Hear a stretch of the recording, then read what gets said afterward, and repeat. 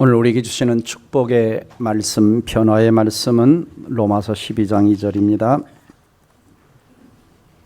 우리 두 번 읽도록 하겠습니다. 시작. 너희는 이 세대를 본받지 말고 오직 마음을 새롭게 함으로 변화를 받아 하나님의 선하시고 기뻐하시고 온전하신 뜻이 무엇인지 분별하도록 하라. 한 번 더. 너희는 이 세대를 본받지 말고 오직 마음을 새롭게 함으로 변화를 받아 하나님의 선하시고 기뻐하시고 온전하신 뜻이 무엇인지 분별하도록 하라. 아멘. 오늘 말씀은 지난주에는 제가 이 시대를 분별하라, 오늘은 하나님의 뜻을 분별하라라는 제목으로 말씀을 나누기를 원합니다. 이상한 나라의 앨리스는 길을 가다가 갈림길에 이르렀어요. 갈림길. 그래서 어느 길로 가야 할지 어쩔 줄 몰라 서 있는데 두려움이 엄습하는 것입니다. 그래서 하늘을 쳐다보며 하나님, 내가 어떤 길로 가야 될까요? 라고 인도하심을 바랬지만 하나님은 보이지 않고 고양이 채서만이 자기를 이렇게 쭈그리고 앉아서 노려보고 있었어요. 그래서 앨리스는 엉겁결에 고양이 채석이 묻습니다. 내가 어디로 가야 되지? 라고 물었어요. 그러자 고양이가 그거야 하고 얼른 대답을 안 합니다. 그러니까 앨리스가 빨리 뭔데? 빨리 말해줘. 그러자 채서 고양이가 그거야 내 운명에 달렸지. 내 운명에 달렸지. 그래 넌 어딜 가는 거니? 그러자 앨리스가 대답합니다. 나도 몰라. 나도 몰라. 그러자 고양이가 다시 웃으면서 말해줍니다. 그렇다면 아무 데로나 가도 좋아 라고 이야기를 해줍니다.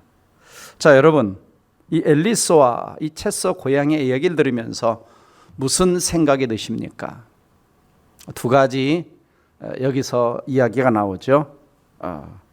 그거야 내 운명에 달렸지. 어디로 갈 건지 내 운명에 달렸지.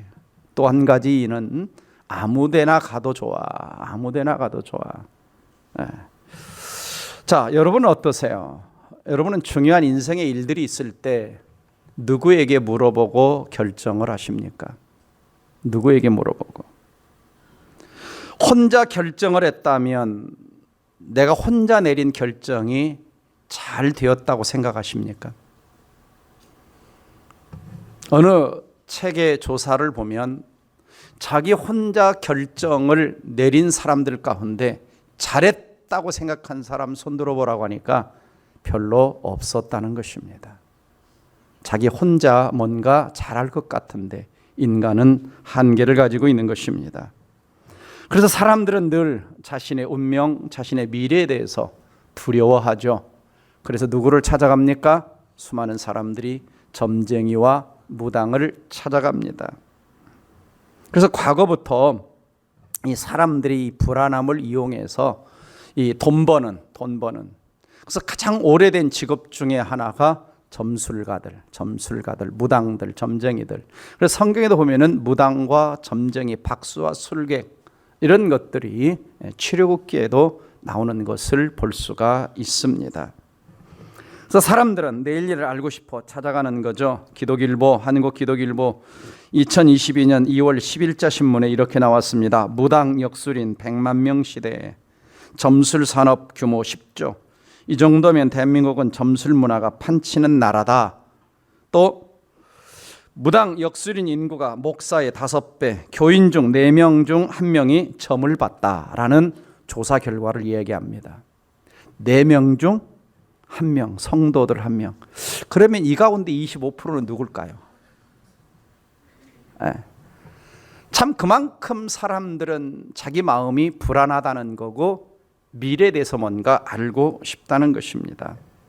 그래서 한국 리서치 조사에 의하면은 최근에 한국 사람의 41%가 점을 봤다라고 얘기하고 있고 그중에 18세에서 38세 사이의 젊은이들이 50%를 차지한다고 합니다. 요즘에는 AI 운세가 있습니다. AI, 인공지능 운세. 그래서 인공지능 운세에 인터넷에 또 핸드폰 어플들이 굉장히 많습니다. 수십 가지가 넘어요. 그래서 물어보면 이렇게 대답을 해준다고 합니다. 그래서 여기에 나이 든 사람들은 또 이런 데 잘 못 들어가고 젊은 사람들에게 인기가 많다고 하죠. 그만큼 참 이 땅의 사람들이, 또 특별히 젊은이들이 자신의 미래에 대해서 알고 싶어 하면서도 불안해하는 이런 모습들을 우리는 알 수가 있습니다. 여러분은 어떠세요? 누구에게 물어보십니까? 어떤 결정을 내릴 때, 어떤 선택을 할 때 누구에게 물어보십니까? 하나님께 물어보십니까? 남편과 아내에게 물어보십니까? 아니면 점집에 가십니까? 아마 점집에 가시는 분은 안 계시죠? 아까 4분의 1이라고 그랬는데 가끔입니다. 가끔 찾아오는 사람이 있어요. 성도들 가운데 점집에 갔대. 너무 답답해서 점집에 갔대요. 근데 점집에 갔다가 덤탱이 쓰고 왔대. 더 불안하더라는 거예요. 그런데 이제 신령한 점쟁이는요, 진짜 예수 믿는 사람은 점괘가 안 나옵니다.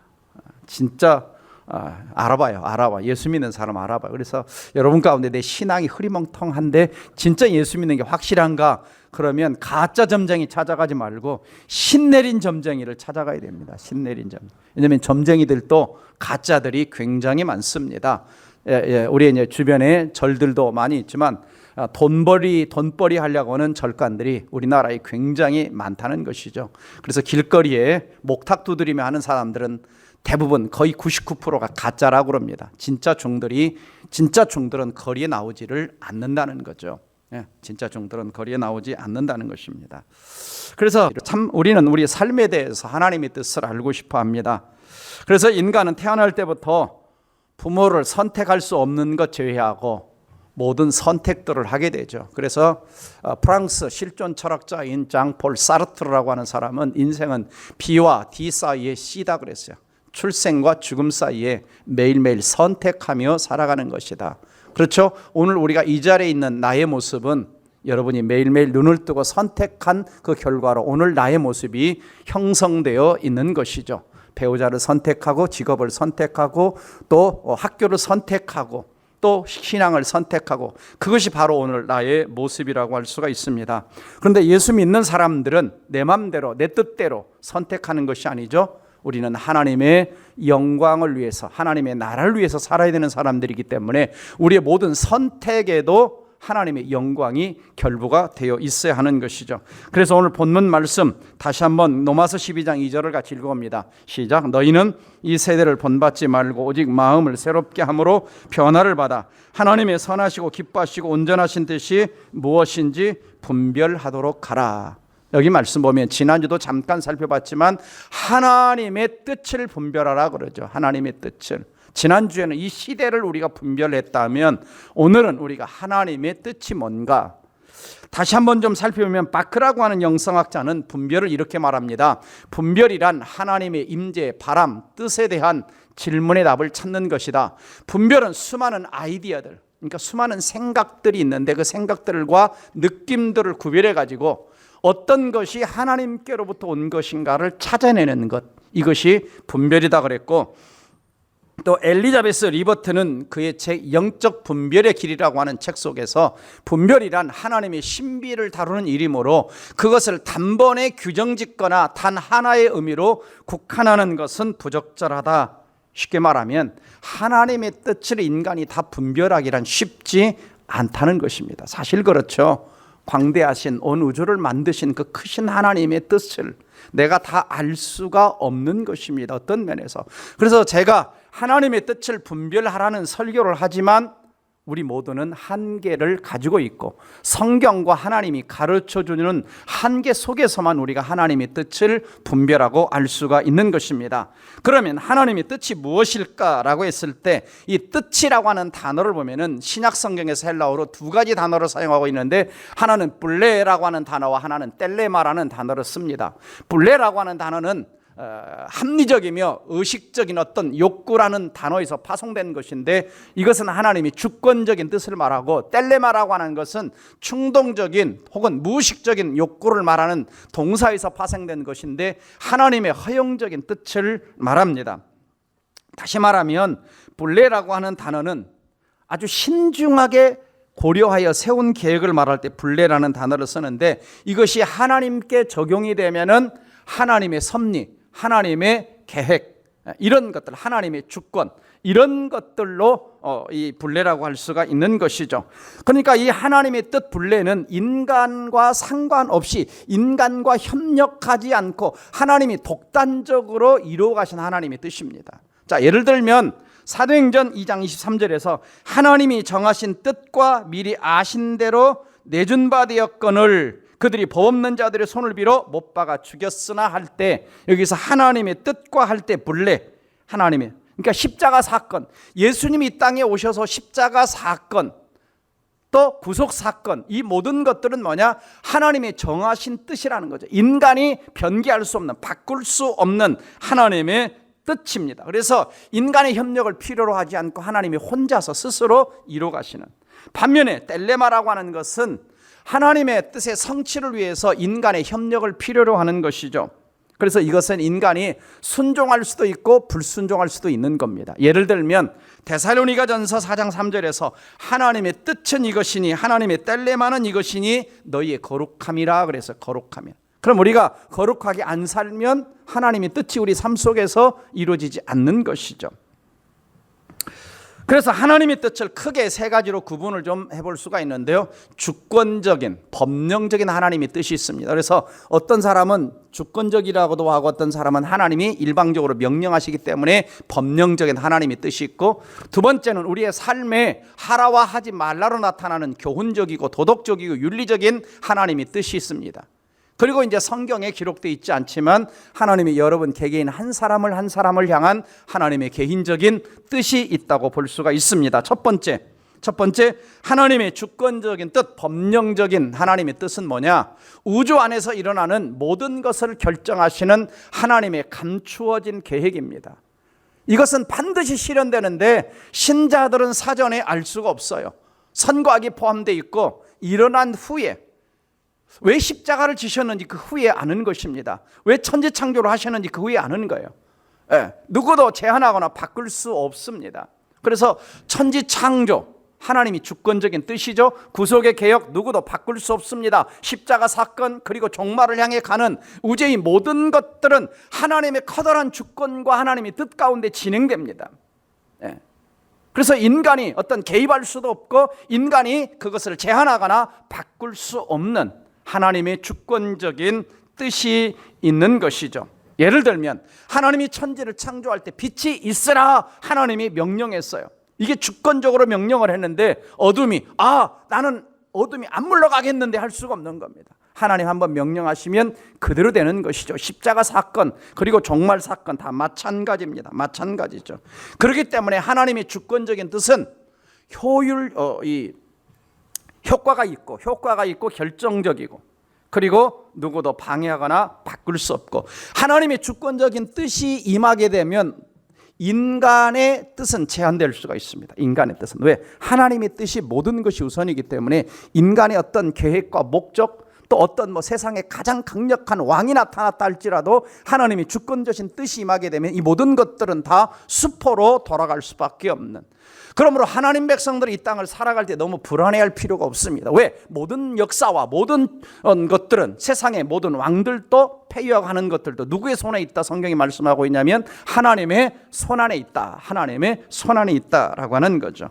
예를 들면 다니엘 4장 25절 말씀 보면은, 자, 왕이 사람에게서 쫓겨나서 들짐승과 함께 거하며 소처럼 풀을 먹으며 하늘 이슬에 젖을 것이요 이와 같이 7대를 지낼 것이다. 교만해서, 느부갓네살왕이 교만해서. 그때 지극히 높으신 하나님이 인간 나라를 다스리시며 자기 뜻대로 불례죠. 하나님 자기 뜻대로 그것을 누구에게 주시는 줄을 아시리이다 라고 하는 거죠. 하나님이 자기 뜻대로 온 세상 역사와 모든 것들을 이끌어 가시는 겁니다. 두 번째, 하나님의 교훈적인 뜻, 도덕적인 뜻은 사람이 어떻게 믿고 어떻게 살아야 하는지를 가르치기 위해 성경 66권 말씀에 명확하게 계시된 하나님의 명령을 말씀하고 있는 겁니다. 우리의 삶을 위한 계명과 원리들이죠. 그래서 성도들은 이 성경을 잘 알고 성경에 나타난 하나님의 이 교훈적인 뜻을 순종해야 되는 겁니다. 순종. 그런데 우리가 불순종하게 되면 하나님의 뜻을 놓칠 수가 있는 것이죠. 그래서 하나님이 쓴 성경에 크게 우리가 십계명을 보면 알듯이 하라와 하지 말라로 되어 있습니다. 내 부모를 공경하라, 안식일을 기억하여 거룩히 지키라, 도둑질하지 말라, 살인하지 말라라고 하는 것이죠. 예. 그래서 성경에 기록된 명확한 하나님의 뜻은 물어보는 것이 아닙니다. 물어보는 것이 아니고 내가 순종하는 거예요. 실천하는 것밖에 없는 겁니다. 자, 예를 들어서 데살로니가 전서 5장 16절, 17절, 18절 뭔지 아십니까? 항상 기뻐하라, 쉬지 말고 기도하라, 범사에 감사하라. 이는 그리스도 예수 안에서 너희를 향하신 하나님의 뜻이니라 그랬죠. 뜻. 이게 뭐냐면 텔레마야. 하나님의 뜻. 항상 기뻐하라, 쉬지 말고 기도하라, 범사에 감사하라. 그러면 내가 기뻐하지 않는 일이 생겼어요. 그럼 하나님, 나 기뻐하지 않아야 됩니까? 물어봐요, 안 물어봐요? 하나님, 이 상황 속에서 기도해야 됩니까? 안 해야 됩니까? 물어봐요, 안 물어봐요? 물어볼 필요 없어요. 항상 기뻐해야 되고, 쉬지 말고 기도해야 되고, 범사에 뭐 해야 돼요? 감사해요. 참 어렵죠, 크리스찬의 삶이. 네. 그래서 늘 우리가 사실상 보면 이 부패한 본성이 있어서 이 하나님의 텔레마, 교훈적이고 주권적인 뜻을 불순종하기 때문에 세상이 아직도 어지럽습니다. 그래서 이 텔레마, 이 하나님의 교훈적인 뜻을 성도들이 불순종하기 때문에 교회가 욕을 얻어먹는 것이죠, 사실상은. 그래서 성경을 잘 알아야 된다. 그 다음에 여기서 한 가지 제가 좀 짚고 넘어갈 생각할 내용이 한 가지가 있는데, 왜 하나님은 우리에게 좀 미래를 좀 다 알려주지 않으실까? 그렇죠? 좀 1시간 후에, 아니 내일 일어날 것 좀 알려주면 얼마나 좋을까요? 내일. 그럼 어떻게 했어요, 여러분? 내일 일어날 거 알려주면. 어떤 분이 그러시더라고요. 로또를 사겠대요. 네, 내일 일어날 걸 미리 아니까. 네. 자, 왜 알려주냐? 우리의 삶을 무기력하게 만들고, 또 하나님께 대한 순간순간의 순종이 무의미하게 되고, 또 하나님께 대한 순간의 신뢰와 믿음을 무너뜨립니다. 그래서 하나님을 잘 의지하지 않아요. 우리의 삶이 지루하게 되고. 그래서 하나님은 안 가르쳐 주는 거예요. 안 가르쳐 주는 거예요. 미래에 대해서. 그러면 자, 우리가 현재 어떤 결정을 내릴 때, 그래서 미래를 안다는 것은 뭐냐? 미래를 안다는 것, 하나님 뜻을 안다는 것은 미래에 일어날 일을 미리 안다는 것이 아니라 하나님이 나의 삶을 어떤 방향으로 인도해 가신다는 의미로 받아들여야 되는 거죠. 내 삶을 인도해 가시는 어떤 방향성으로 받아들여야지 내 미래를 다 알게 하신다, 이건 아닌 거예요. 그러니까 하나님이 주권적으로 나를 어떤 방향에서 쓰시기를 원하시는, 어떤 방향에서 일하기를 원하시는, 이런 걸 말씀해 주시는 것이지 정확하게 다 말해주는 건 아니죠. 그래서 우리가 하나님의 뜻을 분별을 해야 되는데, 오늘 본문을 보면 바울은 분별하기 전에 두 가지를 하라는 겁니다. 분별하기 전에 할 일이 뭐냐? 첫 번째는 소극적인 측면에서 이 세대를 본받지 말라. 이 세대라는 것은 하나님을 떠난 세상, 그러니까 하나님 대신에 인간의 자아, 인간의 욕망, 인간의 욕심을 올려놓은 이 세상을 말하는 거죠. 이것을 먼저 본받지 말아라. 그래서 대표적인 성경 구절이 요한일서 2장 5절에서 15절 말씀 보면, 이 세상이나 세상에 있는 것들을 사랑하지 말라. 누구든지 세상을 사랑하면 아버지 사랑이 그 안에 있지 아니하니. 이는 세상에 있는 모든 것이, 그래서 여기서 세상, 육신의 정욕, 안목의 정욕, 이 정욕과 이성의 자랑이니 다 아버지께로 온 것이 아니요 그럽니다. 아버지께, 하나님께 온 것이 아니라 세상으로부터 온 것이 아니다. 이 세상도 그 정욕도 지나가다 오직 하나님의 뜻을 행하는 자는 영원히 거하느니라 라고 말씀하고 있는 거죠. 그래서 우리가 첫 번째는 하나님들 분별하기 전에 뭘 먼저 해야 된다? 이 세상의 세대를 본받는 욕망을 먼저 내려놓고, 두 번째는 적극적으로 뭘 먼저 해야 되느냐? 내 마음을 새롭게 함으로 변화를 받는 거예요. 마음을 새롭게 한다는 건 뭡니까? 속사람이죠. 속사람. 지난번에 배웠죠? 속사람이 내 안에 뭡니까? 이 쓰레기 같은 것들을, 자만심, 욕심, 욕망, 상처, 이런 것들을 드러내고 마음에 예수 그리스도를 주인으로 모시는, 그래서 내 마음이 성령을 통해, 말씀을 통해 새롭게 되는. 그래서 사실상은 세상의 것을 내려놓고 내 마음을 새롭게 하면 거의 내 마음이 깨끗해지기 때문에 하나님의 선하시고 기뻐하시고 온전하신 뜻이 분별되어지기 시작하는 거예요. 내 마음이 깨끗해지고 내 마음에 욕심을 가득 가지고 있고 내 마음에 죄를 가득 가지고 있으면서 하나님, 나를 향한 하나님 뜻이 뭡니까? 라고 물어봐도 잘 안 들리는 거예요. 그래서 바울은 먼저 세대를 본받지 말고 그 다음에 마음을 새롭게 하며 변화를 받아 그 다음에 하나님의 뜻을 분별하라고 말씀하고 있는 것이죠. 그러면 나의 개인을 향한 하나님의 뜻을 어떻게 분별할 것인가 보시면은, 자, 개인적인 하나님의 뜻이라고 하는 것은 신자 한 사람 한 사람을 세우신 하나님의 이상적이며 세부적인 계획. 그러니까 하나님은 이 자리에 앉아 계신 여러분을 향해서 가장 어떤 좋은 계획들을 가지고 계신다는 겁니다. 좋은 계획. 왜냐하면 하나님의 아버지잖아요, 목자잖아요. 좋은 계획을 가지고 계세요. 그런데 이 계획은 성경 안에서는 발견될 수는 없어요. 성경 안에서 누구랑 결혼해라, 어느 직장을 가라, 뭐 어느 회사를 가라 이렇게 말씀하고 있지는 않잖아요. 그래서 성령께서 여러 가지 방법을 통해서도 우리 안에 내적인 감동을 주시는 겁니다. 깨달음을 주시는 거예요. 보여주시는 거예요. 그래서 신자는 이것들을 발견하는 겁니다. 하나님의 계획이 있어요. 이걸 내가 뭐 하는 거냐? 기도하는 가운데, 말씀 가운데 발견해서 뭐 했냐? 순종해야 되는 거예요.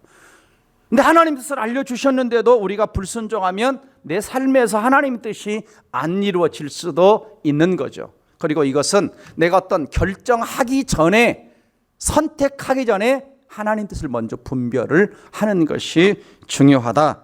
그래서 골로새서 1장 9절만 말씀 보시면은, 이로써 우리도 듣던 날부터 너희를 위하여 기도하기를 그치지 아니하고 구하노니 너희로 하여금 모든 신령한 지혜와 총명에 하나님의 뜻을 아는 것으로 채우게 하시고, 바울이 골로새 교회 성도를 향해서 기도할 때 너희 마음에 하나님의 뜻을 아는 것으로, 하나님 뜻을 좀 알라고 하는 거죠. 그리고 에베소 5장 17절 보시면 어리석은 자가 되지 말고 오직 주의 뜻이 무엇인가 understand, 알아라 라고 말씀하고 있는 것이죠. 그래서 하나님의 뜻을 찾기 위해서 먼저 우리가 생각해야 될 믿음이 한 가지가 있습니다. 첫 번째는 뭐냐면 내 인생의 궁극적인 주도권을 하나님이 가지고 계시다는 걸 믿으시기 바랍니다. 무슨 말이냐? 자, 우리는 죄성을 가지고 있어요. 그래서 내 인생을 향한 하나님 뜻이 뭔지 잘 몰라. 자, 양은 앞을 멀리 내다볼 수가 없잖아요. 그릇행을 각기 제 길로 갔다 그럽니다.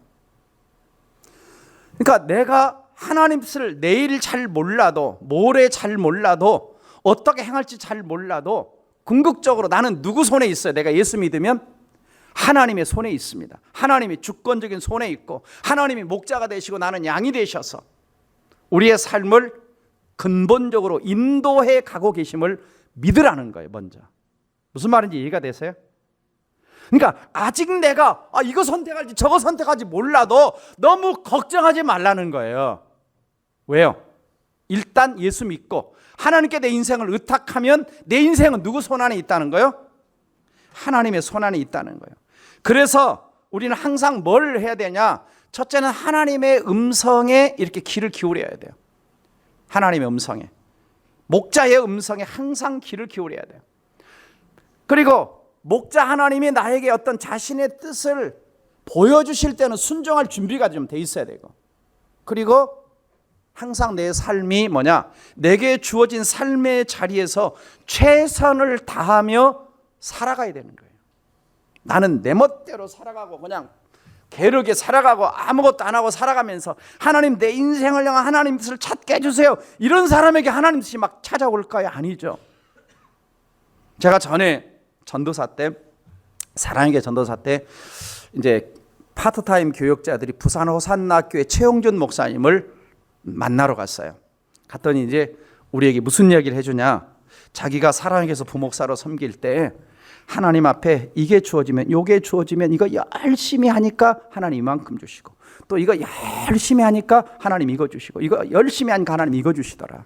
그러니까 너무 미래에 대해서 걱정하지 말고 내게 주어진 일에 최선을 다하고 있으면 하나님이 그것 보고 작은 일에 충성된 자가 큰 것에 충성된다고 하신 것처럼 하나님이 책임져 주실 거니까 걱정하지 말라라고 하는 겁니다. 그러니까 우리 인생은 뭐냐? 현재 여러분 주어진 삶의 자리에서 최선을 다하여 살아가고 있는 것 그 자체가 뭐냐? 내가 하나님의 뜻 가운데 뭐 하고 있는 거예요? 걸어가고 있는 거예요. 이해가 되십니까? 네, 그래서 D.L. 무디라고 하는 전도자가 있었는데 이 사람이 구두방 점원이었어요. 근데 아이들을 좀 가르치고 싶은데 주일학교 가서 막 나 좀 조사 좀 하게 해주세요 그러니까 안 배웠다고, 못 배웠다고, 학교도 못 다녔다고 교사 자리를 안 주는 거예요.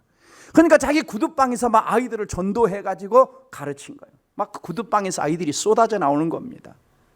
성실하게 자기 있는 그 자리에서 못 배웠지만 하나님 앞에 헌신하니까 100만 명을 구원하는 전도자로 D.L. 무디. 제가 D.L. 무디 신학교도 가봤는데요. D.L. 무디 신학교가 생길 정도로 성경을 가르치는 부흥사가 되게 하신 걸 볼 수가 있습니다.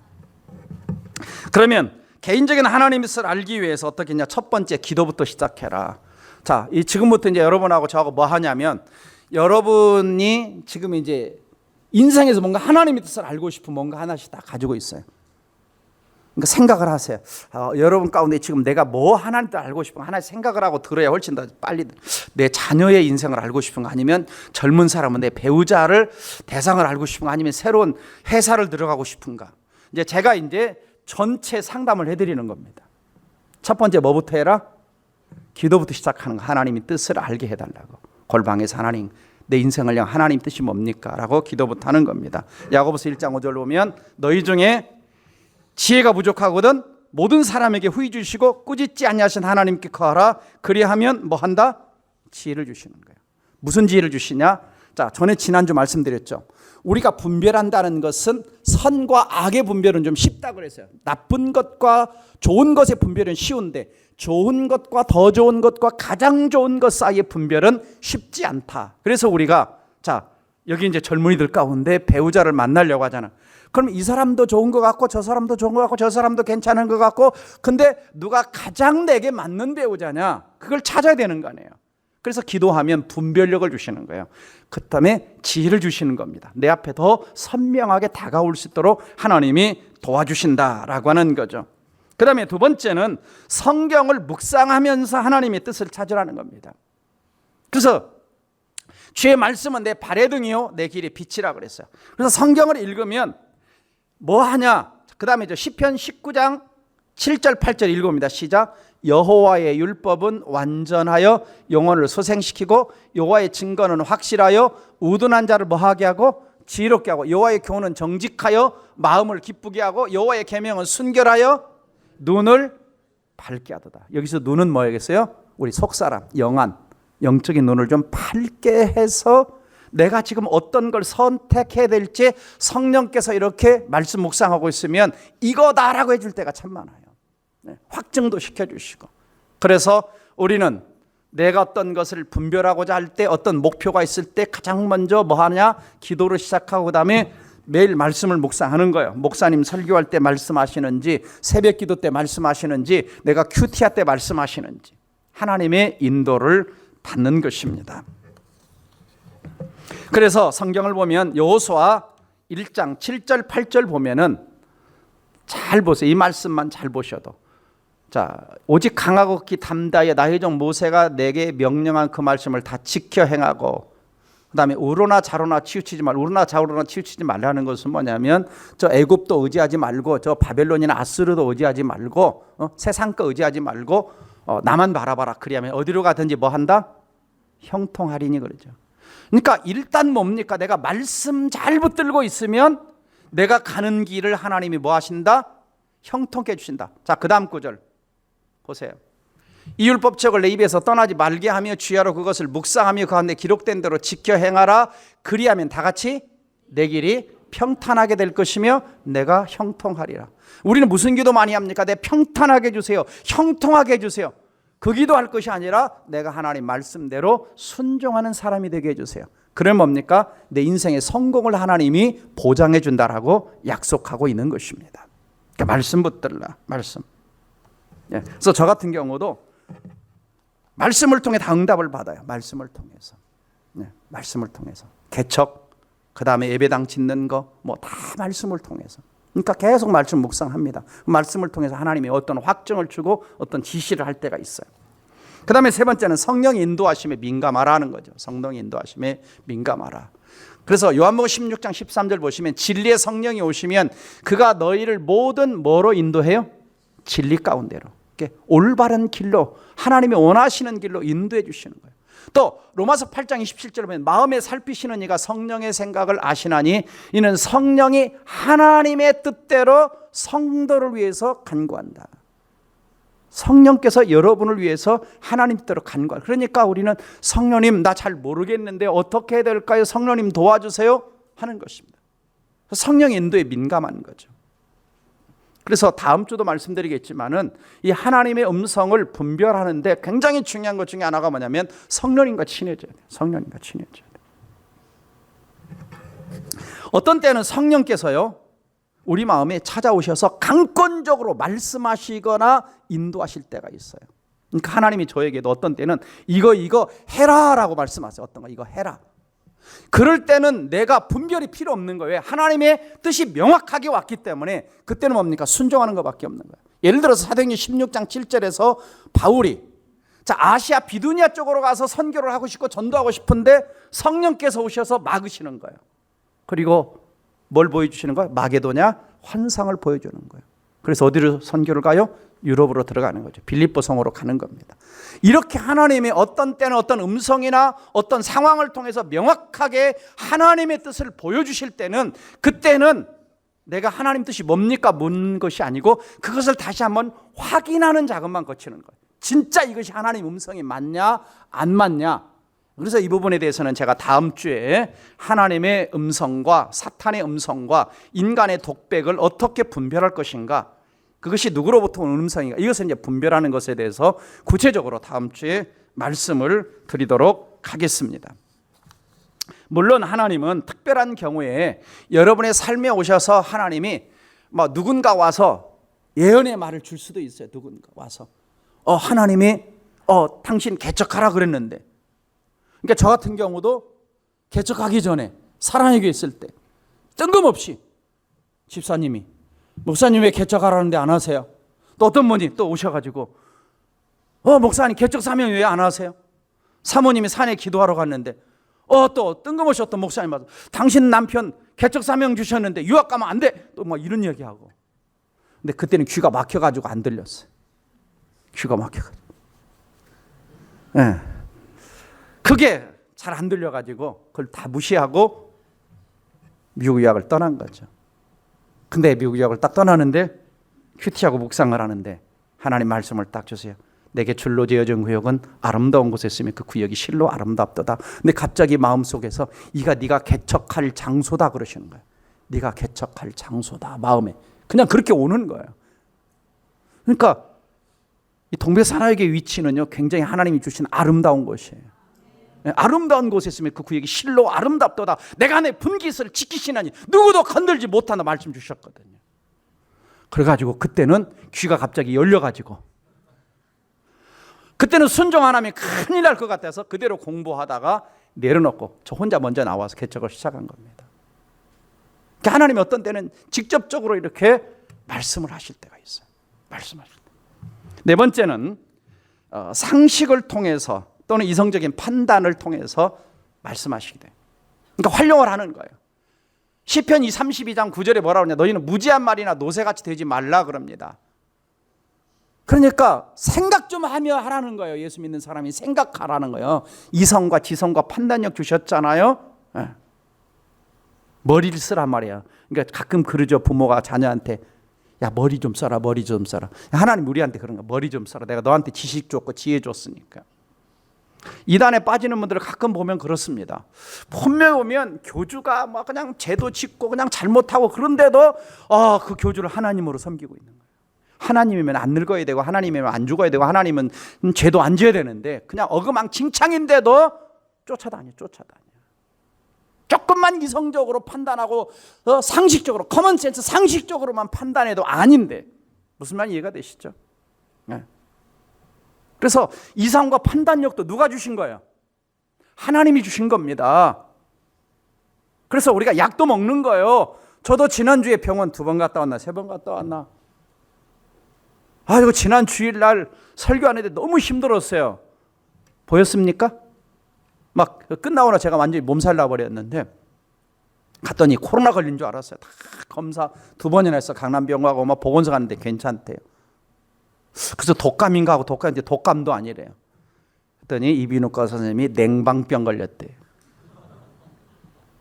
네, 냉방병. 그래서 뭡니까?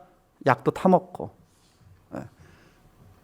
그래서 우리가 일반 은총도 하나님이 주신 거예요.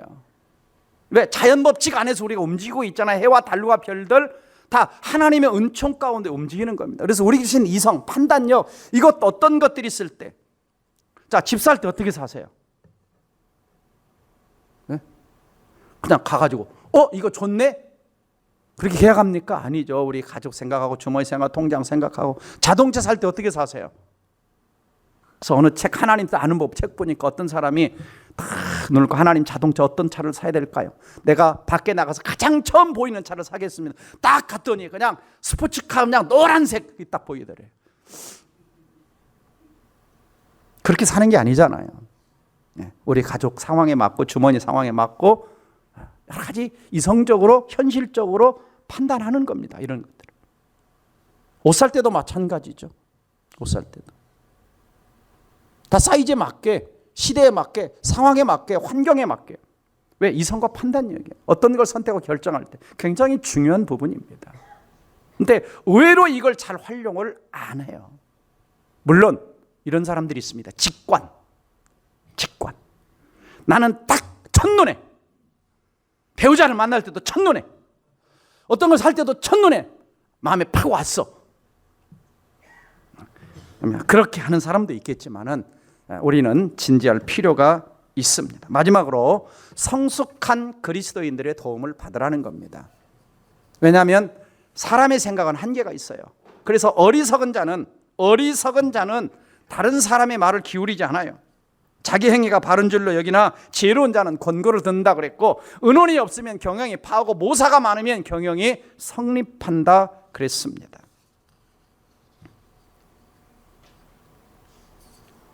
그래서 우리는 다른 사람들의 도움을, 지혜로운 사람들의 도움을 받을 필요가 있습니다. 제가 여기서 아까 말씀드린 추신 한 가지 다시 말씀드리면은 뭐냐면, 자, 하나님이 직접적으로 저 인물들 다 보세요. 자, 첫 번째 다윗입니다. 그 옆에 모세, 그 다음에 바울, 그 다음에 아브라함, 네 사람. 특징이 뭐예요? 하나님이 일방적으로 부르신 거예요. 무슨 말인지 아시죠? 모세 내 백성 구원해, 다윗 기름 부어 너 이스라엘 왕이 돼, 아브라함 너 복에 크는데 나와, 거기서 갈대아우르서 나와. 하나님 다 그렇게 하시잖아요. 하시는. 자, 특별히 여러분 가운데나 어떤 사람들 가운데 하나님이 어떤 일로 특별히 직접적으로 부르실 때는 하나님의 뜻을 따로 묻는 게, 왜? 하나님의 뜻이 이미 온 거예요. 그럼 뭐 한 밖에 없어요? 순종하는 거예요. 물론 뭐는 한번 거칠 수가 있느냐? 확인하는 작업을 한번 거칠. 정말 나를 왕으로 부르셨는가? 정말 나를 하나님이 선교사로 부르셨는가? 목회자로 부르셨는가? 한 번 더 확인하는 작업은 필요해요. 예를 들면 저 같은 경우도, 자, 신학교를 들어갔는데, 마음의 음성에 들어갔는데, 하나님 앞에 뭐라고 기대냐? 하나님, 나 군대 가서 군종을 시켜주면 하나님 부르신 줄 알겠습니다. 근데 군종이 안 됐어요. 저 일빵빵 저 철책선에 가서 소총수가 된 거예요. 그래서 하나님이 안 부르셨나? 그런데 하나님이 13개월 만에 강권적으로 군종을 시키더라고요. 뭐 그 스토리 얘기하면 길어요. 하나님 그냥 시키셔가지고 2년 동안 군대에서 목회하고 예배당 짓고 그러고 나왔어. 하나님 뭐라 가시는 거야? 묻는 게 아니죠. 그래서 이제 뒤돌아보지 않아요. 명확하니까, 선명하니까. 그래서 제가 이제 목회자가 되겠다고 상담 오는 사람들도, 자, 가장 먼저 확인하는 게 소명. 정말 하나님 부르심 받은 게 맞냐? 증거가 뭐냐? 그리고 두 번째, 목회자로 부르심 받았으면은 개척을 할 거냐? 아니면 뭐 다른 특수 목회를 할 거냐? 여러 가지로 또 물어요. 마지막 어떤 걸 이제 결정을 이제 최종적으로 내리려고 해요. 최종적으로 어떤 게 마음에 왔어. 이건 이제 해야 되겠다. 그런데 다시 한번 점검을 하라는 거예요. 어떤 점검? 성경과 맞는가? 혹시 성경과 틀린 것은 아닌가? 자, 예를 들면 어떤 남자가 부인과 사이가 안 좋은 거예요. 그때 어떤 여자를 만나는데 너무 행복한 거예요. 그래서 이게 하나님의 뜻인가? 했는데 아니요. 무슨 말 이해가 되십니까? 네. 그러니까 성경과 일치가 안 되면은 아닌 거예요. 성경과 일치가 돼. 두 번째는 뭐냐? 신앙이 깊은 분들이 동의해 주는가라고 하는 겁니다. 한 번 더 물어보는 거죠. 왜냐하면 주로 남자들이 결정할 때 촉이 누가 훨씬 낫냐? 아내들이 촉이 훨씬 나아. 그 순간적인 어떤 거 보는 게 안 그래요? 남자들이 별로 동의를 안 하시는 것 같아요. 네. 그래서 아내들에게 물어봐야 돼요. 물어봐야 돼요. 무슨 큰 결정과 그림은 남편들이 하나님 리더십을 주셨지만 의논할 필요가 있는 거죠. 영적으로 성숙한 분들과 의논할 필요가 있습니다. 근데 특별히 이제 담임 목사한테 뭔가 물으러 올 때 여러분이 다 결정해 놓고 그냥 저한테 동의 받으러 물어오지 마세요. 그럼 대답 안 해드립니다. 무슨 말인지 아세요? 꼭 자기 다 결정해 놓고 목사님 이거 해요 말아요. 그렇게 하면 제가 뭐라고 그러겠어요? 자기가 다 결정해 놓고 오면. 그래서 어떤 상담을 할 때는 자기 뜻에 동의해 줄 사람을 찾는 것이 아닙니다. 아직 결정을 내리지 말고 잘 모르겠다 할 때에 지혜로운 자의 조언을 듣지만 그 사람이 결정해 주지는 않습니다. 왜? 최종적인 선택과 결정은 누가 하는 거예요? 내가 하는 거예요. 내가 하는 거예요. 제가 와도 절대로 어떤 이거 선택하시오 저거 선택하시오 안내는 해드리죠. 이 길도 있고 저 길도 있고 이 길도 있고 근데 이런 것들이 좋을 수는 있습니다. 그러나 선택은 본인이 해야 되는 거죠. 마지막 마음에 평안이 있는가. 이제 어떤 걸 결정하려고 하는데 저 사람이 배우자가 맞는가? 내가 이 학교를 가는 게 맞는가? 여기서 가게를 오픈하는 게 맞는가? 최종적으로 결정하려고 할 때 마음에 평안함이 있는가? 그렇지 않고 뭔가 이제 계약서를 쓰려고 하는데 마음이 불안해. 뭔가 기도하면 뭔가 막 마음이 답답해. 그럴 때는 딜레이 하는 거예요. 미루고 다시 하나님의 뜻을 물어볼 필요가 있다. 그래서 결정을 내릴 때 결정에는 첫 번째는 책임이 따라요. 그렇잖아요. 자, 여러분 남편과 아내 만나서 결혼했어요. 책임 안 집니까? 선택에는 책임이 따르는 거예요. 이게 선택 안 지려니까 이혼하는 겁니다. 세상이 그렇게 됐어요. 지금 거의 50% 육박합니다. 우리나라 결혼 비율과 이혼 비율이 지금 숫자가 50% 육박하고 있어요. 큰일 났어요. 10가정 중에 5가정이 지금 이혼한 시대. 왜? 서로 책임 안 지는 거예요. 너는 나대로 나는 나대로. 결혼에는 책임이 있는 거야. 서약에는 책임이 있는 겁니다. 그 다음에 두 번째는 그래서 결정을 내리기 전에 충분히 하나님과 뭐 하는 시간을 가지라? 의논하는 시간을 가지라. 그래서 저희 어머니가 그러더라고. 결혼 전에 결혼은 20번 더 생각해도 결혼하고 나면 후회가 많이 남는 게 결혼이다. 어르신들이 얘기하는 거예요. 그래서 충분히 그래서 세 번째 서두르지 말라. 서두르면 이스마엘, 기다리면 이삭. 그래서 대부분 보면 정말 진짜 하나님의 뜻은 서두르지 않을 때가 많아요. 왜냐하면 사기꾼들일수록 보이스피싱일수록 뭐 하죠? 막 금방 무슨 일이 일어나가지고 막 난리가 난 것처럼 내 자녀가 막 유기된 것처럼 그래가지고 해가지고 해가지고 몇 천만 원 그냥 날라가. 그래서 어떤 분도 전에 어디 뭐 누가 돈 빌려달라고 그래가지고 막 숨 넘어가듯이 얘기하니까 9천만 원 빌려줬어요. 그 다음부터 연결이 안 돼요. 소식이 끊겨요. 빚 갚느라고 몇 년을 고생하시더라고요. 분별을 해야 되는.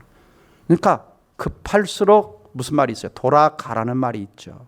그래서 중요한 문제일수록 여러분이 하나님 앞에 또 기도하고 또 성숙한 분들의 조언을 듣고 그래도 늦지 않아요.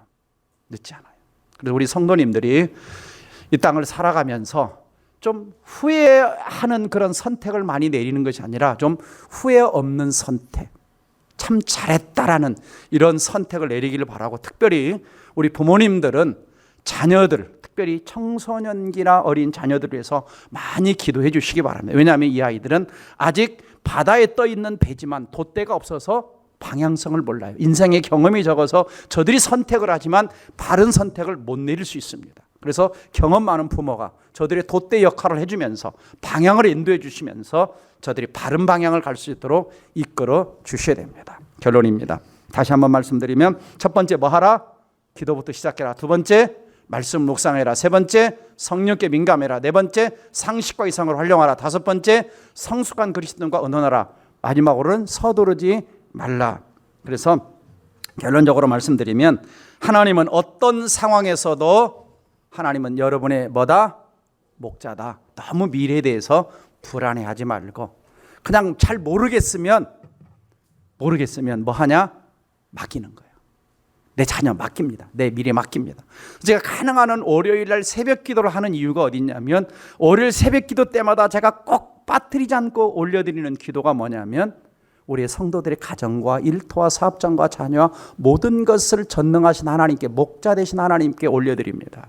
이 기도를 하는 거예요. 한 주간 하나님이 우리가 모르는 사이에도 보호해 주시고, 모르는 사이에도 좀 하나님이 바른 길로, 좋은 길로, 가장 좋은 길로 인도해 달라고 기도하는 것입니다.